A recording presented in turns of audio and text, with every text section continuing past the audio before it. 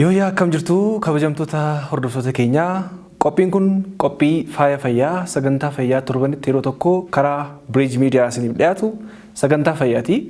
Sagantaa kana keessatti dhimmoota fayyaa garaagaraa irratti fayyaa wal hormaataa, fayyaa daa'immanii akkasumas immoo fayyaa dubartoota ulfaa kaasnee kan ilaallu ta'a. Hanga xumura sagantaa keenyaatti nu waliin tura.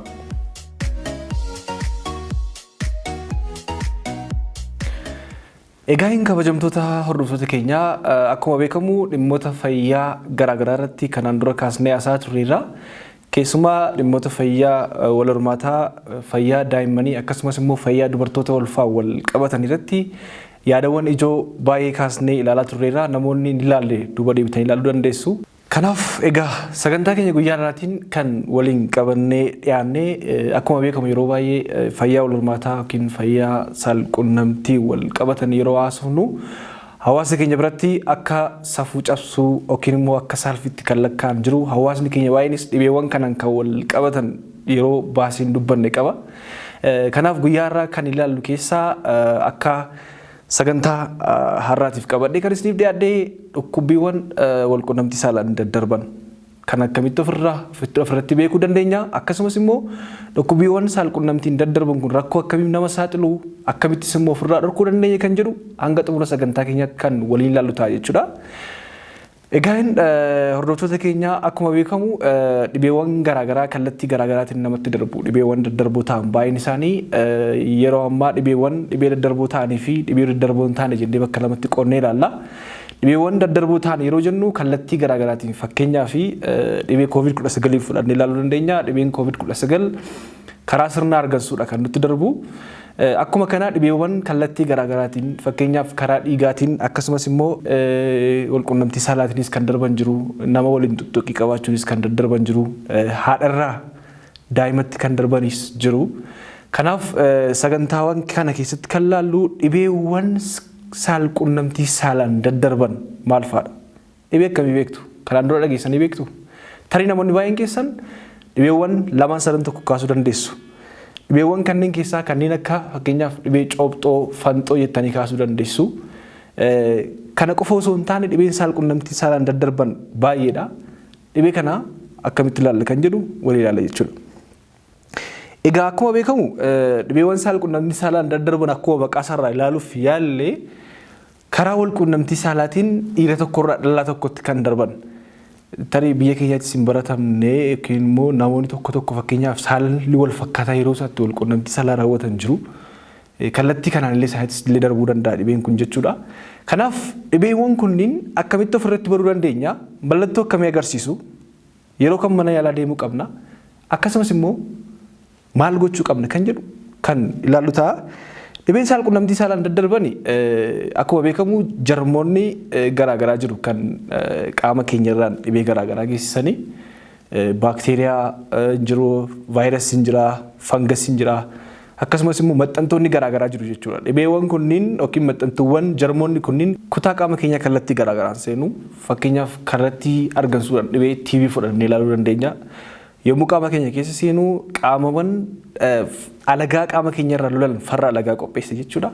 Yeroo kana qaamni keenya gidduutti lolli baakteeriyaa yookiin vaayirasii, fangasii fi qaamota farra alagaa kan qaama alagaa ta'an qaama keenyarraa ittisan gidduutti lolli yommuu uumamu abbaa mo'ate fakkeenyaa fi yeroo takka vaayirasiin yookiin baakteeriyaan sun qaama keenya mo'ee yeroo inni itti dhiibbaa garaagaraaf nu saaxilu argina jechuudha. Akkuma kana dhibeewwan saalqunnamtiin daddarbanii karaa wal qunnamtii saalaa daangaa hin qabneen kan namarraa namatti darban baay'een keessan fakkeenya fudhannee ilaaluu dandeenya. HIV/AIDSiin akkuma beekamu kallattii garaagaraan daddarba. Karaaleen dhibeen HIV/AIDSiitiin daddarbu keessaa tokko karaa wal qunnamtii saalaatiin. Garuu HIV qofa osoo hin taane dhibeewwan saalqunnamtii saalaan daddarban kanneen rakkoo garaagaraatiin nama saaxilan jiru. Fakkeenya tokko isiniif kaasuu hin danda'a. Kaansarii balbala gadameessaa dubartootaa. Yookiin sarvaayikal kaanser kan jedhamu. Dhibee kana kan fidu keessaa tokko human papilloma virus kan jedhamudha. Vaayirasiidha. Jarmiin vaayirasii human papilloma virus jedhamu kuni karaa wal qunnamtii saalaatiin ni darba. Yeroo kana maallaa walirraanii karaa kaansarii balbala gadameessaatti guddachuu danda'a jechuudha. Kanaaf gabaabadhumatti bakka baay'eetti qoonnee ilaaluu dandeenya. dhibeewwan saalqunnamtii saalaan darban kuni dubartii irraatii dhiiratti ni darba. Dhiirarraas immoo dubartiitti ni darba jechuudha.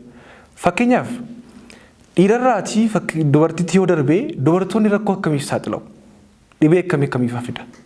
Akkuma isinitti muudhaaf yaalee baay'een keessan cobxoo fanxoo jennee yookiin immoo siifilis kan jedhaman jiru dhibeewwan akkasii jiru. Rakkoo akkamiirraan geessisuu danda'a? Akkuma beekamu jarmiin kuni karaa walqunnamtii saalaa dubartii tokkotti erga darbee booda rakkoo garaagaraa geessisuu danda'a.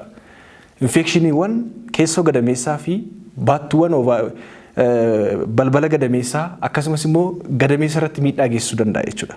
Yeroo kana dubartoonni mallattoo akkamii agarsiisu? Fakkeenyaaf amma PID kan jennu jira. Pelvic Inflammatory Disease kan jedhamu kana jechuun geejjibduu hanqaaquu kan ta'e akkuma viidiyoo irratti argaa jirtan jechuudha.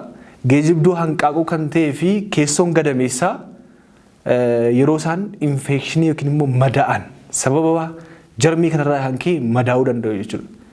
Kanaaf maal ta'a dubartoonni tokko yeroo baay'ee dhukkubbii handhuuraa gadi yeroo dheeraaf isaan dhukkubu. Mallattoo kan biraa mallattoowwan kanneen akka dhangala'aan addaa dhangala'aan foolii qabu qaama saalaa keessaa ba'u yeroo walqunnamtii saalaa gootu miirri dhukkubbiitti dhaga'amu.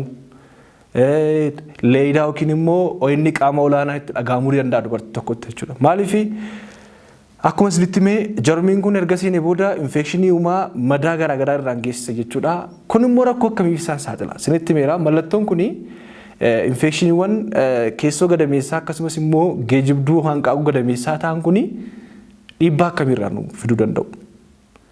Mallattoon isaa dhukkubbii garaa tokko yookiin gara lamaan handhuuraa gadi akkasumas immoo dhangala'aan foolii qabu gadameessa keessaa dhangala'u akkasumas immoo yeroo walqunnamtii saalaa baay'ee dhukkubuu ta'uu danda'a. Amma sadarkaa dhiiguutti illee ga'uu danda'a jechuudha. Rakkoon kun dubartii rakkoo akkamiif saaxila? Tokko keessoon gadameessaa yommuu madaa'utti madaa adeemee madaa uumaa yeroo madaa'utti tokkoffaa rakkoo dhala dhabuudhaaf saaxiluu danda'a. Lammaffaan fakkeenyaaf amma akkuma beekamu akkuma viidiyoo irratti argaa jirtan jechuudha hanqaaquun ovaarii irraa erga gadhiifamtee booda karaa geejjibduu hanqaaquutti deemti. Sanyiin dhiiraaf sanyiin hanqaaquun kun geejjibduu hanqaaquu yookiin fallopian tube kan jedhamu keessatti erga wal arganii booda fertilization uumamaa jechuudha. Achitti erga wal arganii booda dhalli namaa uumamuuf maal ta'a? Achi keessaa baatee gadi deemti jechuudha. Gara keessoo gadameessaatti deemtee maxxanti jechuudha. Yeroo kana maal ta'a? Madaa waan jiruu fi deemuu hin danda'u jechuudha. Fakkeenyaaf hanqaaquun tokko geejjibuudhaan wanta ishee geejjibduu barbaachisa. Kanaaf ciliary movement kan jedhaman jiru. Yeroo kana hanqaaquun kunii fi sanyiin dhiiraa fertilized achi keessatti hafuu danda'a. Gadi bu'uu dhiisuu waan danda'uu fi rakkoo ulfa gadameessaa alaaf illee nama saaxiluu danda'a jechuudha. Kanaaf rakkoo ulfa gadameessaa alaa akkasumas immoo rakkoowwan kanneen akka dhala dhabuuf illee saaxiluu danda'a. Hamma sadarkaa hamaatti illee geessuu danda'a. Dhibeen kun qaama keessa faffaca'uu danda'a jechuudha. Kanaaf yaalii gahaan hin barbaachisa. Mallattoo akkasii ofirratti argitan mana yaalaa dhufuun barbaachisaadha. Lammaffaa dubartoota irratti rakkoo garaagaraa kan geessu keessaa tokko naannoon qaama saalaa madaa'u. Fakkeenyaaf dhibeewwan garaagaraa kanneen akka cobxoo kaasnee ilaaluu dandeenya. Naannoo qaama saalaa dubartootaa madeessuu danda'a. Genital ulcer syndrome kan jennu jechuudha. Naannoon sun yoo madaa'etti namoonni baay'een dubartoonni baay'een mana yaalaa dhufuu saalfatu. Private part yookiin immoo namoonni baay'een naannoo walumaataa agarsiisuun saalfatu waan ta'eef yeroo inni itti rakkoo guddaa isaanirraan ga'u argaa jira jechuudha. Rakkoo xiinsammuus rakkoo fayyaa jechuudha. Kanaaf naannoon qaama saalaa ni madaa'a. Naannoon qaama saalaa madaa'an dhukkubbiitti dhaga'amuu danda'a yookiin immoo dhangala'aa biraa dhangala'uu danda'a, dhiiguu danda'a waan ta'eef kunis immoo dhibeewwan walqunnamtii saalaan daddarban ta'a jechuudha.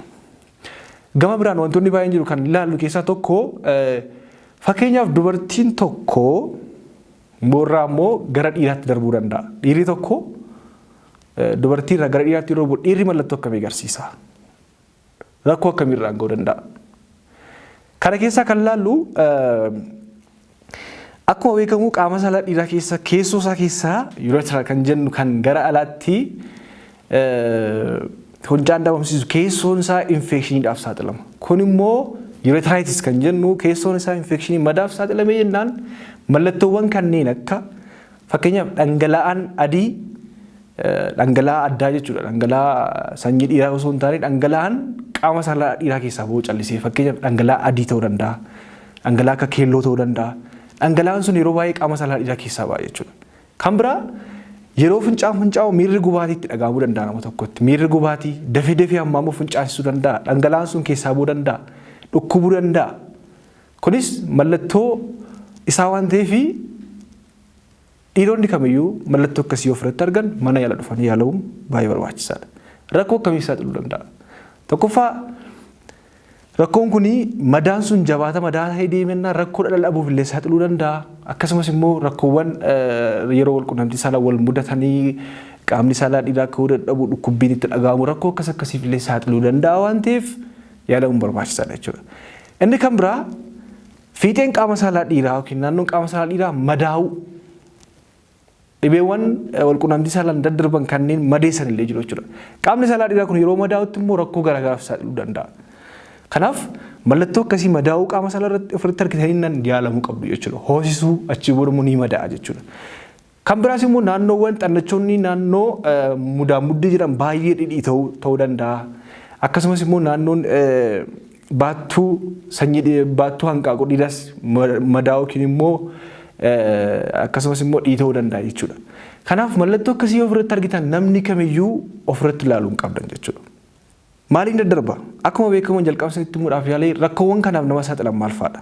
Tokkoffaa wal quunnamtii saalaa daangaa hin qabne gochuu yookiin immoo namoota hedduu waliin fakkeenyaaf dhiirri tokko dubartii hedduu wajjin dubartiin tokko yeroo dhiira garaagaraa wajjin yeroo gabaa keessatti gochuu jechuudha. Kuni rakkoowwan kanneeniif nama saaxiluu waan danda'uuf kanarraa of eeggachuun barbaachisaadha.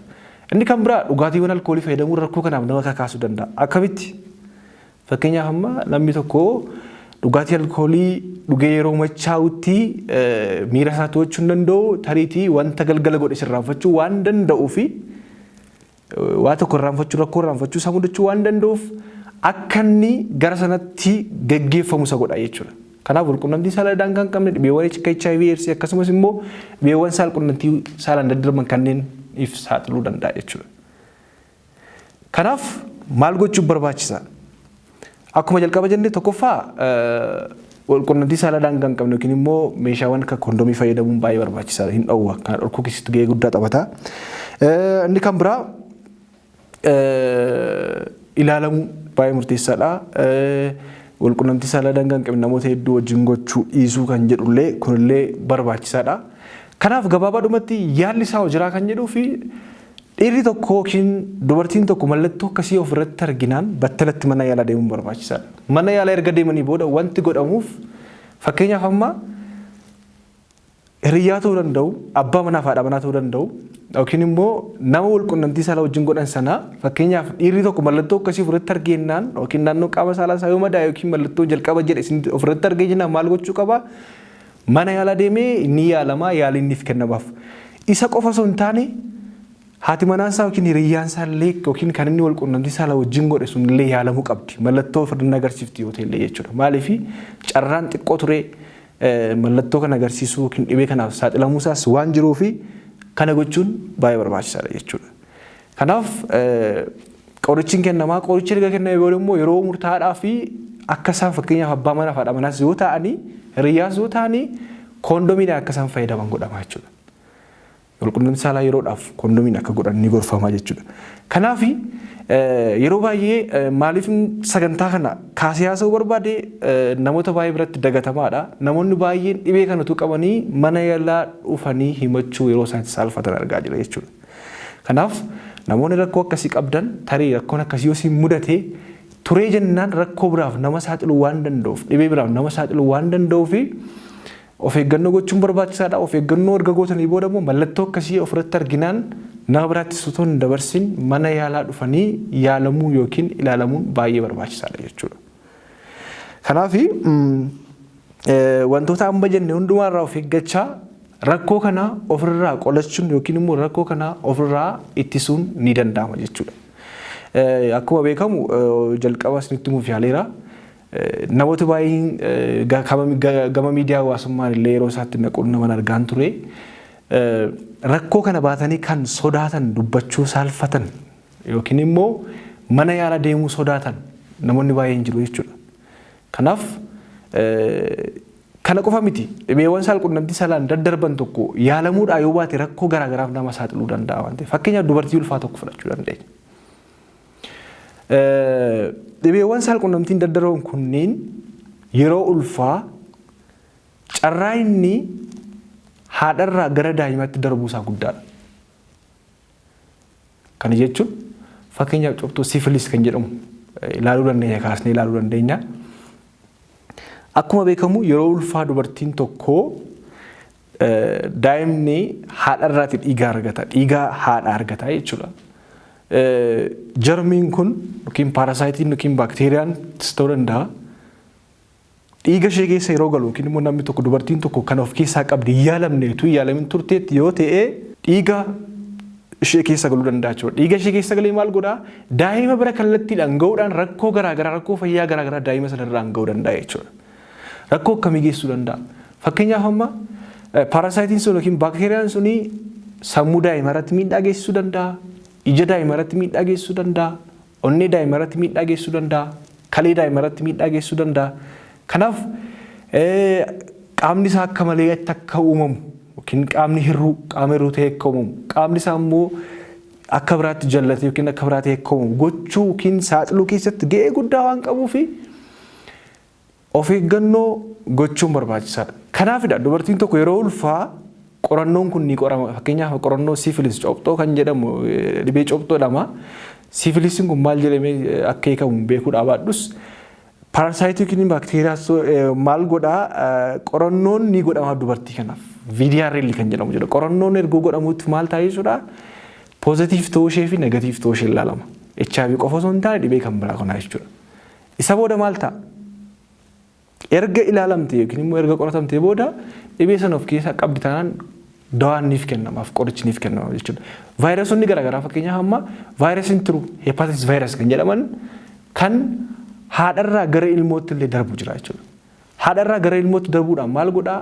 Ilmoo irratti miidhaa guddaa geessisuu danda'a. Daa'imni sun yeroo dhalatu qaamni isaa qaama hir'uu yookiin kutaan qaama isaa kan biraa akka miidhamee dhalatu gochuu keessatti gahee guddaa taphata jechuudha.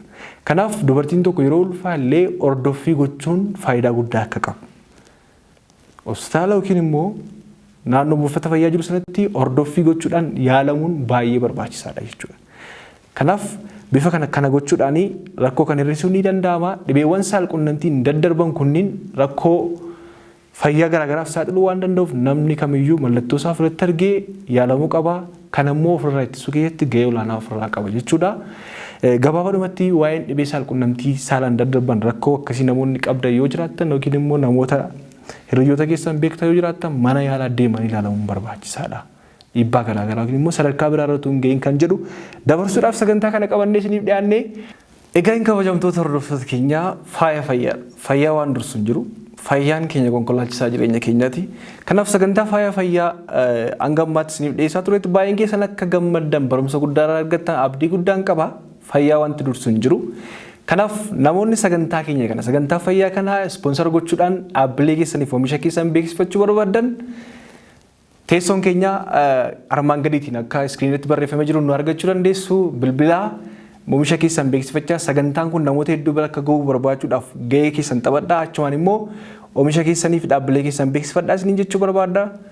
Dr. Naafii Argeetuuti fayyaan dhabinaa ulfaadhaa.